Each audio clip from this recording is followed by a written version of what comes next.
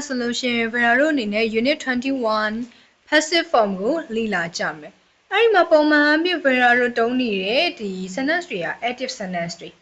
Active sentence tree ma subject la me verb la me object la me below to a she so ma she ni sentence the active sentence but no. The ma solution the office is clean every day. The young can only any attention yellow. The office young can go para go attention ye malo nine. Temme. Ero. Eri. Kubaraku, Malone nine. Below Kenya do. Object go, she so ma tabi yo, the saltare sentence stream, passive sentence low, mellow, yare. I ma one of Veraro unit one maronga, verb to be them a bari bale, and misa was where be been being. I mama the verb to be netted on yare tema, nouns to she may, adjectives to she may, verb tema solution, verb ing,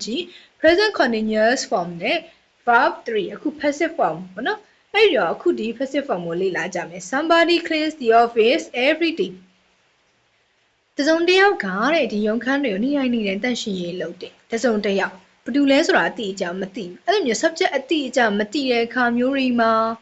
object ကို subject နေရာမှာထည့်ပြီးတော့တိစောက်ထားတဲ့ sentence တွေကို passive form လို့ခေါ်တယ် passive sentence လို့ခေါ်တယ် the office ကဒီမှာ singular form ဖြစ်တဲ့အတွက်အနေဖြစ်တဲ့အတွက်is clean every day. To a verb 1 so verb to be them am is are plus verb 3. Now that somebody cleaned the office yesterday.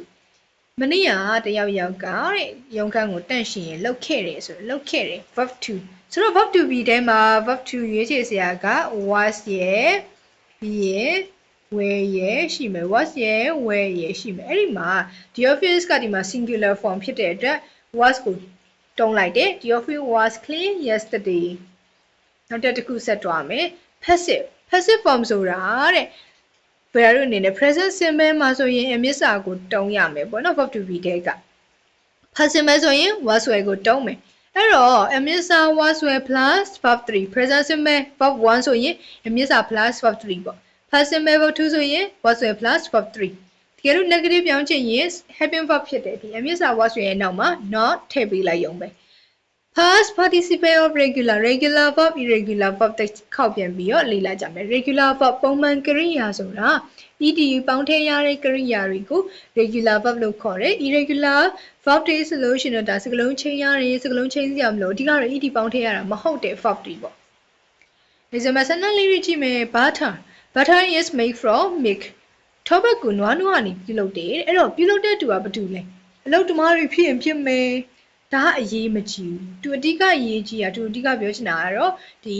ထောပတ်ကိုနွားကနေပြုလုပ်တယ်ဆိုတာကိုပြောချင်တာအဲ့ဒီတော့ဘယ်အခြေအနေမျိုးတွေမှာ passive sentence တိစောက်လို့ရလဲဆိုလို့ရှင် subject အတိအကျမသိတဲ့အခါမျိုးတွေနောက်တစ်ခုက object ကိုဒီပြုလုပ်ခံရသူကိုရှေ့ဆုံးမှာထားပြီးရောတိစောက်ချင်တဲ့အခါပြောပြချင်တဲ့အခါမျိုးတွေနောက်တစ်ခုကအကြောင်းအရာပို့ပြီးရောပြုလုပ်တဲ့သူထက်အရေးကြီးနေတဲ့အချိန်မျိုးတွေမှာ subject ထက်ပို့ပြီးအရေးကြီးနေတဲ့အချိန်တွေမျိုးတွေမှာတုံးတယ်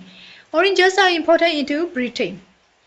ဒီမှာလည်းတူတူပဲလောက်တမားတွေဖြစ်မှာပေါ့နော်လောက်တာကတော့အဲ့ဒါကိုသူကအဲ့လောက်ရေးမကြည့်ရဖြစ်တဲ့အတွက်ထည့်မရေးထား How often are these rooms clean? How often အချိန်ရေးအတွက်ကိုမြင်ဒီအခန်းတွေကိုတဲ့ဘယ်နှချိန်လောက်တန့်ရှင်းရေးလုပ်ဖြစ်လဲပေါ့ I'm never invited to parties. ငါတော့တဲ့ party တွေကိုဘယ်တော့မှဖိတ်ခြင်းမခံရဘူး This house was built 100 years ago. ဒီမှာဆိုလို့ရှိရင်နော် agoဒါ past ဖြစ်သွားပြီ past ဖြစ်သွားပြီဆိုတော့ was where တရားစဉ်းစားရတော့မယ် These houses အများဆိုတော့ were built 100 years ago. When was the telephone invented? Telephone ဖုန်းကိုဘယ်တော့ကတီထွင်ခဲ့တာလဲ We weren't invited to the party last week. ငကဲတဲ့ဘက်ကသူတို့ party ကိုဖိတ်ခြင်းမခံခဲ့ရပါဘူး Was anybody injured in the accident? တယောက်ယောက်ဒီ accident မတော်တဆမှုမှာထိခိုက်ဒဏ်ရာရသွားသေးလား Yes, 2 people were taken to hospital. လူနှစ်ယောက်ကိုတော့ဆေးရုံပို့လိုက်ရတယ်အဓိကအဖြစ်တော့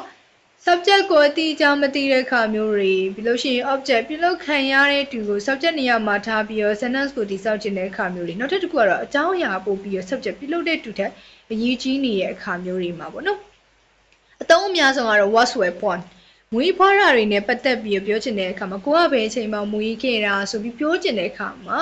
active form ကိုသုံးလို့မရဘူးဘာလို့လဲဆိုတော့ Vera တို့ကခုဘက်ကိုမွေးလာတာမဟုတ်ဘူးเนาะမွေးချင်းခံရတာဖြစ်တဲ့အတွက် I was born in Bali in 1993 My sister is born today ဒီနေ့မွေးတယ် Where were you born ဘယ်မှာမွေးဖွားခဲ့ရလဲ in Cairo ဒီလိုမျိုး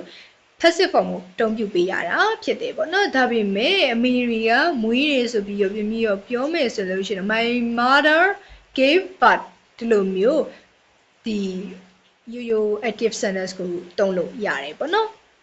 အဲ့ဒီတော့နောက်ထပ်တစ်ခု subject ကိုအတိအကျသိရဒါပေမဲ့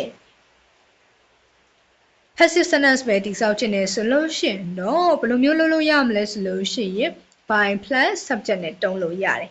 The telephone was invented ဒီတွင်ခဲ့တယ်ဘာလို့လဲ by Alexandra Bell က in 1876 ပေါ့ I was bitten by a dog a few days ago ခွေးကိုက်ခံရတယ် Do you like these paintings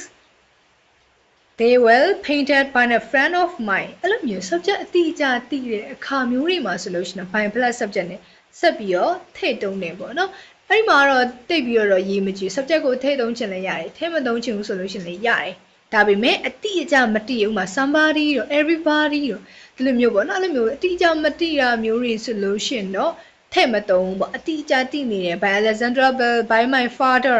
by a dog by a cat by a friend of mine ဆိုလို့ရှိရင်တော့